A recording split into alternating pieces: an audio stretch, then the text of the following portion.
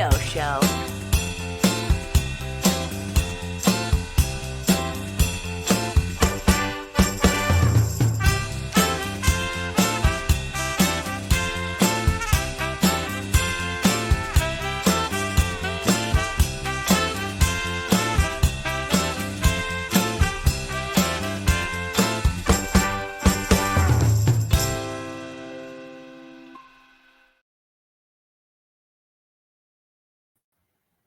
Welcome to the Bobbio Show. My name is Bobo Potzner, and today I have a wonderful guest for you who is going to talk to us about some major topics of importance to our country now, tying in together immigration and education.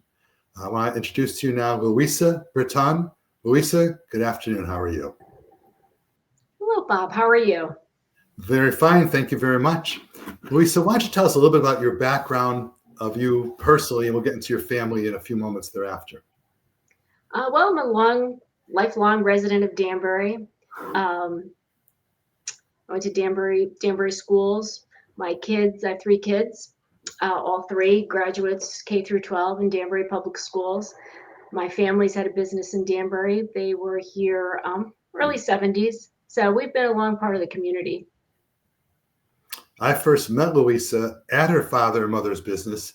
It was called Angelo's on South Street, intersection of South Street. Where else was it? And Colpin Hill, right on the corner. On the corner there. I met you back, I think, probably around 1990 or so. You were working with your family. Tell me about your family's background. I think, as I understand, your parents were both born in Italy. Yep. I'm the first generation born here. My parents were Italian immigrants. They came over 1957. Well, my father 1957, my mother a year later, 1958. They started in New York and then eventually settled in Danbury, and that's when they bought the business and decided to raise their family up here. It's been a long road, but it was definitely, I appreciated everything they did for us, what they left and what they came to and what they did to give us, a better life than they had. As I understand it, your dad came over because he was a tailor. Is that correct? Yeah, he was actually a master tailor in Rome, and that's where he trained after the war. He decided to go to school up in Rome, and from there he had a cousin in the States who was willing to sponsor him because the garment industry in New York was looking for tailors to come and work here, and that's how he got his his documents to come on over. You said he worked up in Rome. Does that mean he was from south of Rome? From southern Italy. So he went up north and worked in Rome. So he left his family, moved up to Rome. That's where he studied and learned the trade. And then eventually got married and came over to the States. Now, at that point in time in the late 50s, was America looking for people who were tradesmen like tailors? They were New York. Well, back then we manufactured a lot more here in New York as far as clothing manufacturing. So they were looking for people who understood the trade to work in the factories here. And that's one of the ways that he came over. And were he and your mom married when he came over? It was a very typical immigrant story. They got married, and then shortly after he left. And then a year later, he sent for her, and she came over. That's really nice. And when she came over, did they speak English or was it only Italian? They only spoke Italian. My father actually went to night school here to learn English, and he had a friend here who was living here at the time and helped him get, into the program that they had. It was like at a local high school where they were offering English language classes, and that's where he went to kind of learn the language. And they never mastered it, but they were able to communicate. I knew your dad is a very sharp guy, very, very handy, smart man. How was it that he went from being a tailor into having his own pizza restaurant in Danbury? Well, 2 things happened, right? We had a shift in manufacturing in New York. So a lot of the garment industry shuttered and moved a lot of their work overseas. So the work wasn't there as much anymore. And he wanted to make a better life, and he knew that that type of life wasn't long term for what he wanted to do. So you have that desire to strive to work and make money and better your family, and he just kept trying and trying until he found the one that stuck. And I bet you when he came over to this country, he and your mom, who came the following year, had very little money. They had probably They when had he came nothing. over. They lived So in essentially, he had the shirt and yeah, they lived in an apartment with like a little hot plate that they used. I mean, it was very limited to what they had, but when they were making less than $1 an hour at that time. So it was very different. But when you have that ambition and the drive, you just find a way. Tell me about the pride you have in your family. You said you lived in Danbury your whole life. Tell me about the pride you have with your parents come over with very little economically, just a hope and a dream for a better life. How does it make you feel to have that kind of background in your life and that of your children? It, at the time when it was happening, you don't appreciate it as much as you do when you get older and start to look back, right? So at the time when my parents had the restaurant, they worked 12, 15 hours a day, and so I didn't see much of my parents unless we were down at the restaurant. And as children of restaurant owners, we worked very right along with them, at a very early age. So I started answering phones at 9, with my parents. But it was hard work and it was sacrifices that they made, and they were able to put my brother and I through school, through college, and help us out into adulthood, and really gave us a life that they never had. And I really do appreciate the sacrifices they made to do that for us. And it's just your brother and you, just two children they had, Yep. just two of you? Mm-hmm. I have a very similar background to yours, although my parents were born in the United States, but we had a family-owned bakery business from 1917 to like 1974, 57 some odd years. And when I was 8, 9 years old until I got out of high school, I worked in the family business also. And it gives you a sense of pride. It gave me a sense of pride to know that I was contributing to my family. And I worked every Saturday night, except for there were 2 times I didn't work. And one was a Jewish holiday, and one was I got a date somehow for the junior prom. Other than that, I worked every Saturday night. Yeah. And so I feel a certain level of pride. That's why you and I have a very good connection, because I think we have the same level of pride in our family cultural background and in how we contribute in a small way to the family unit. Do you have any comments about that? Yeah, it wasn't easy.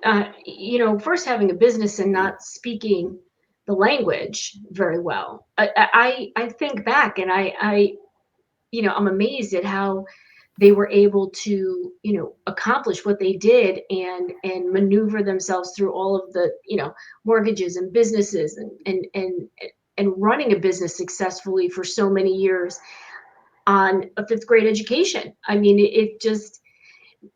it's amazing. I'm extremely proud of what they were able to accomplish. Not many people can do that. Not many people can say that that's what they were able to do and what they were able to do for their kids and grandkids. Because my kids too will reap the benefits of what my parents have done. And I remember your dad, who I've known for years, through my law partner who's now retired, Jack Garamella. I had a filing cabinet full of law files, and it broke, and no one could fix it. So we called Joe, and Joe came over, that's your dad, and that was during his retirement time. After he retired from the restaurant business, he needed to keep busy. So tell me this, Luisa. When we have in our country now this issue about should we allow immigrants in, which immigrants should we allow in, are immigrants bad and these are not my philosophies, those are not your philosophies, but it's the philosophy of the President of the United States. I wonder how you feel as you see what's going on in our country with the issue of immigrants in light of what your family went through. And my grandfather and grandmother, my grandmother came from South Africa into England. My grandfather came, I always say Poland, but the lines always changing all the time. I just say Eastern Europe. But tell me how you feel in what's going on in our country today when you're a daughter of an immigrant, and how successful your family has been and how much you've contributed to your family to the Danbury area? It's very hard to understand it unless you've lived it, unless you are a part of it. So for me, when I see what's going on around us, it hits very close to home. Back when my parents um, had first moved into the area, you know, you've always had that sense of, people kind of like I knew what people would say about my family, about my parents who couldn't speak very good English because I understood English and I understood, I would be the translator between my parents and, teachers and community and the electric company and whatever my father needed. My brother and I were always there for him for that. And I knew when people criticized or people were impatient because, he couldn't understand or she couldn't understand a lot of what they were saying.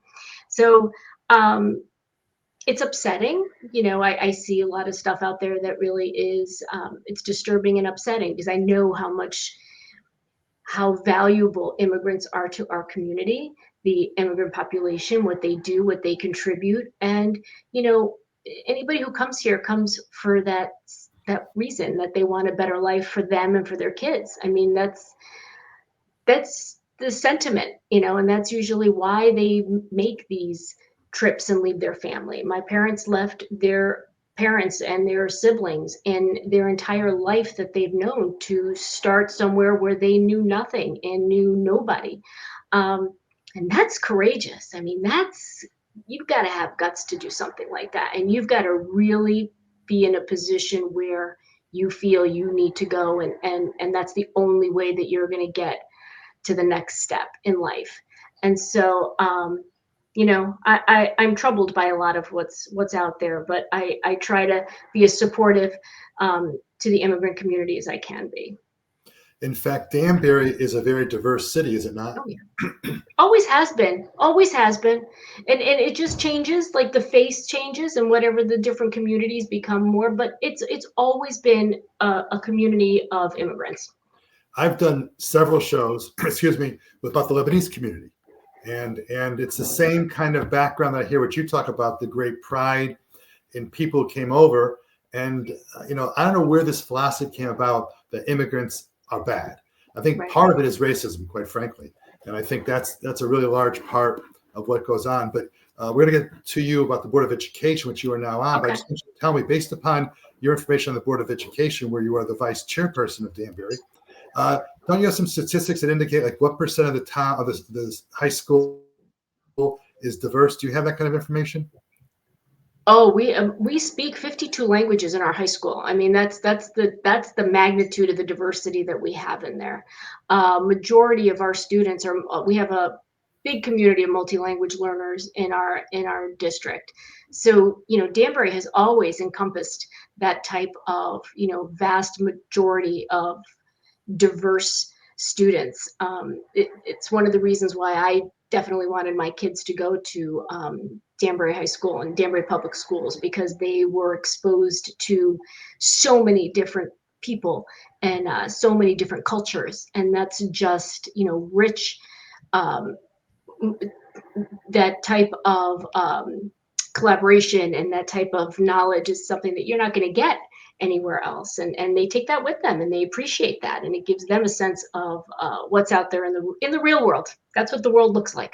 So the real world. In fact, most school districts are required to have, I think it's called ESL, English Second Language, where they may have a different name, where the goal is to have people come involved. And I think my point of my questioning is that we're all immigrants. We're all immigrants. Definitely.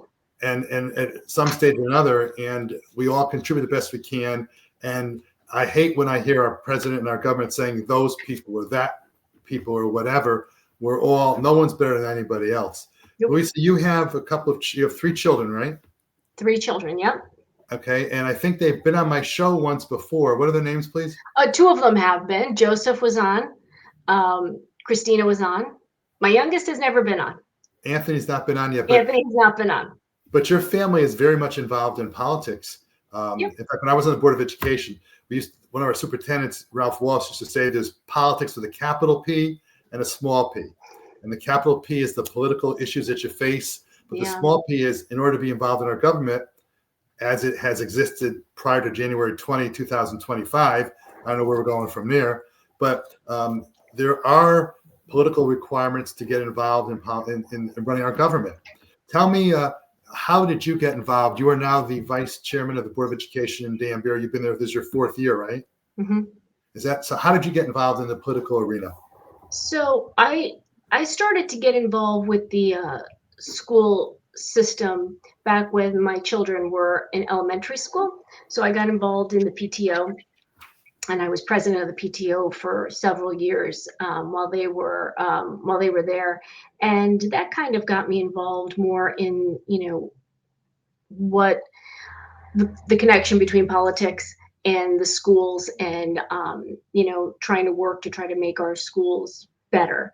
At that time, you could see that it was the start of kind of a slow chipping away at our public school system. So it was a time that I think people just started to figure out that they needed to get involved for more reasons than just book fairs and that type of thing. It was parents need to get involved to be a voice. So I started with that, and I did that for several years until my kids got older, and then my older son became politically involved as a council. First, he was on the Board of Education, and then he was elected to the city council, and that's when I decided to throw my hat into the ring as well. And so I went for Board of Ed, since education was something that was very important to me. And the Danbury school systems did a lot for my children, and I felt it was the best way to give back. And it was another layer of involvement that I hadn't done before. And so, and I won. So I've been on, I'm up for actually re-election this year. So we'll see what happens. It's interesting. I spent 15 years on the boards of education, 9 years in my hometown of Shelton, where I first got elected when I was 23 or 24. And then when I moved to Richfield in 1996, there was an opening and someone said, hey, you were on the Board of Ed in Shelton. Why don't you be on the Board of Ed in Richfield? So I actually ran 5 times and won 5 times, but I spent 15 years on the boards of ed. And one of the great sources of Board of Education members is the PTA or PTO organizations. And there are a lot of people who did what you did. And then they say, well, gee whiz, I don't have a vote in what happens in my city or my town. I want to have a vote. Right. And so your leadership is actually your son was on the Board of Ed. Were you ever on the Board of Ed together? One day. One meeting we served together, because we were in the same municipal election. I ran for board, he ran for city council while he was on the board. And so we served one meeting together, which was really nice. And then he resigned, and then he moved on to his councilman role. But it's a lot. I have to say, I started just as a member. Then I was secretary for a year, and now this is my 2nd year as vice chair. And I got to tell you, it's a lot of work. It's a very busy volunteer position, I like to say, but very rewarding. Yeah, I agree with you. When I was on the Board of Ed, people would say I had a second job. I mean, I work as a lawyer, and as you know, I spend as many hours as anybody, if not more, times 2, working. But then I go to my quote second job, which you don't get paid, and you don't get paid either. Yeah. And you do it because it's the right thing to do. And right. A very important component part of it is that when you're on the Board of Education that directly affect you, there was no question that if there was a time when my son was playing varsity football, and he did for 4 years at Richfield. I think we beat Danbury almost every year, Luisa. But and I had to get that in. But those are our contentious games. That's right. But when he was a freshman, there was an issue about voting for an additional coach for freshman football. Right. I recused myself. I didn't get involved in the discussion. My daughter, when she was in 2nd grade in Richfield, they needed to split this class size because it was too big. I did not get involved. I recused myself. And that really bothers me when I see our Supreme Court justices, for example, Clarence Thomas and Alito, who have direct conflicts, but they don't take the action of recusing themselves. Do you have any comments about the recusal process? I haven't come across that yet, being on the board. So, I guess if it happens, then we deal with it. But we've never come across that as of yet. But it's something that has to be watched, because you're in it as a Board of Ed member for the good of the community, not the good of your particular child. Right. Now, Joe, you mentioned on the Board of Ed. Now, is he still involved in politics? He's city councilman for the 4th Ward in Danbury. I see. So you actually have two members of your family. There's actually a third member of the family who's also politically involved. Isn't Christina also involved? She's on the EIC, the Environmental Impact Commission. So she's a little commissioner. Oh, she would hate it if I said little. So she is a commissioner. Do you think she ever expresses her opinions?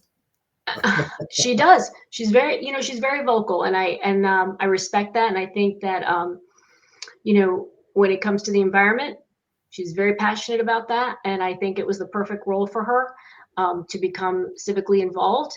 I think it's the best way to do it.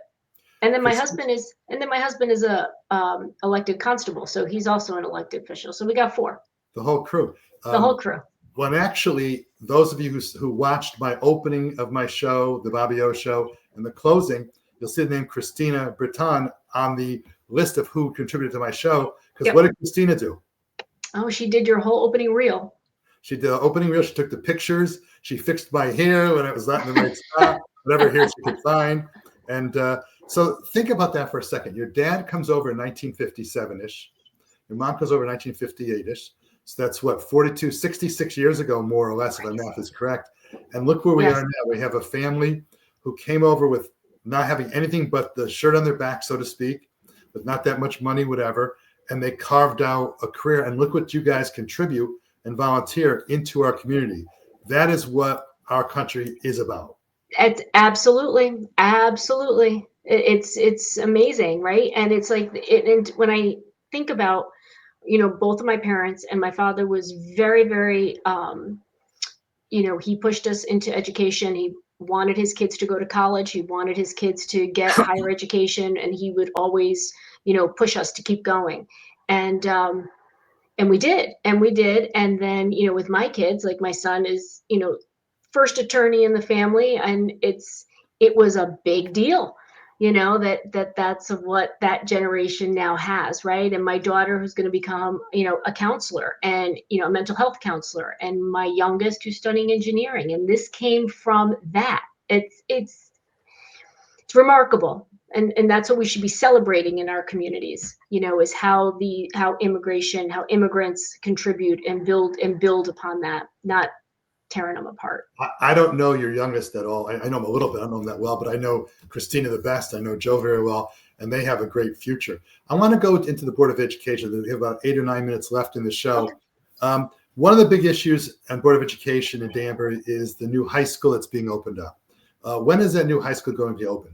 We're set to open fall of 25. So the building should be ready, hopefully, for the students this year. Yeah, hopefully it'll be ready before they open it. I think Candy Ann has some pictures, because, as I understand it, that it's going to be called Danbury High School West. Is that what it's called? Correct. Yep. And you see on the screen, it says here, Danbury Public Schools, the Academies of Danbury. Mm-hmm. Explain to me a little bit about what this situation is with the academies. What's that all about? So it's basically incorporating into the curriculum different pathway academies where students can select certain areas of concentration that they might want to study. So there could be, I think there's an engineering path.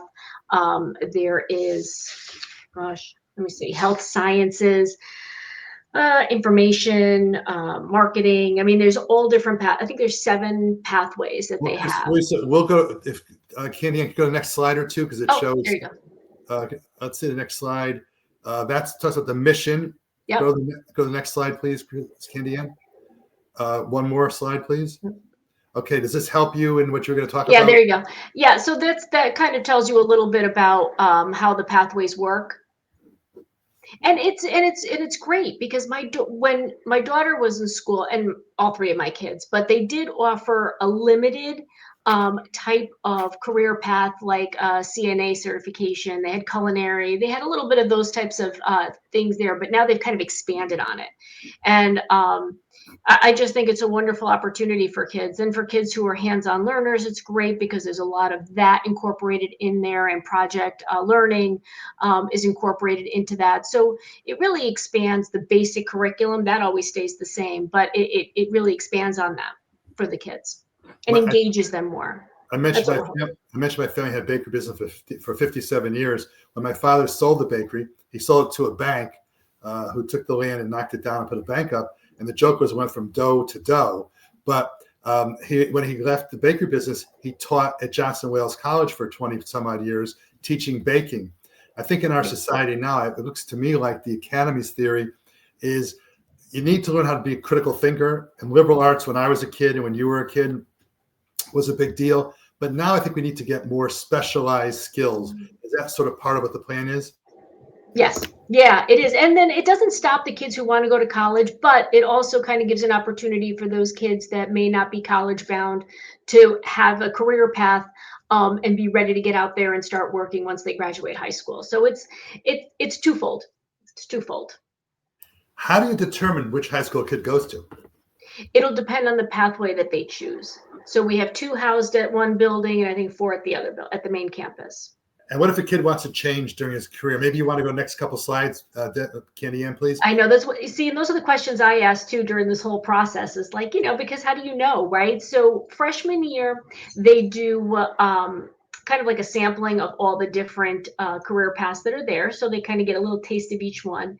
They put in their choices, and it goes by lottery, and they'll get one of their 3 main choices.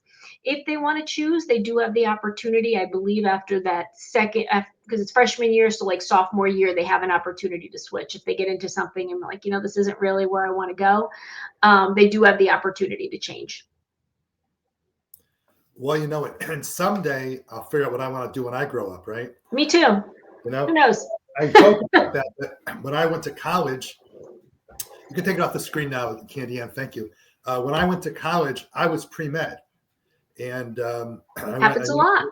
I went to Yale and I took chemistry and calculus. I held off from organic chemistry. I didn't want to do it until I knew I wanted to be a doctor. And I changed to the law. And the point is that in your program, you have the flexibility at Danbury High School to shift. Yeah. So we have about a minute left. I want to give you some time to just get almost the last word. Although with Bobby O, you probably can't get the last word. Any final thoughts you have about immigration, education, whatever you want to say as your final thought for today? Well, I think that, as a community, I'm hoping that we come together to support our students. I think that that's top priority for me, is making sure that our students are safe, that they feel safe going into school. And as a board, I think we're all committed to that. And I hope that the community, rallies behind that as well. Well, I want to thank you and the Zagatis. That was your father's that was your maiden last name. Yes. I want to thank the Zagatis and Britton family. I call it the Britton family, a little French. But I want to thank you all because you and your dad and your mom have been great leaders, and your husband to your children as well. And you show that this theory about immigrants is terrible, is a lot of, shall I say, malarkey. And anyway, this is in Bobby Potsner on The Bobby O Show. Thank you, Luisa Britton, for being on the show. I'll see you next time, ladies and gentlemen. Have a great day. Thank you, Bob. See you.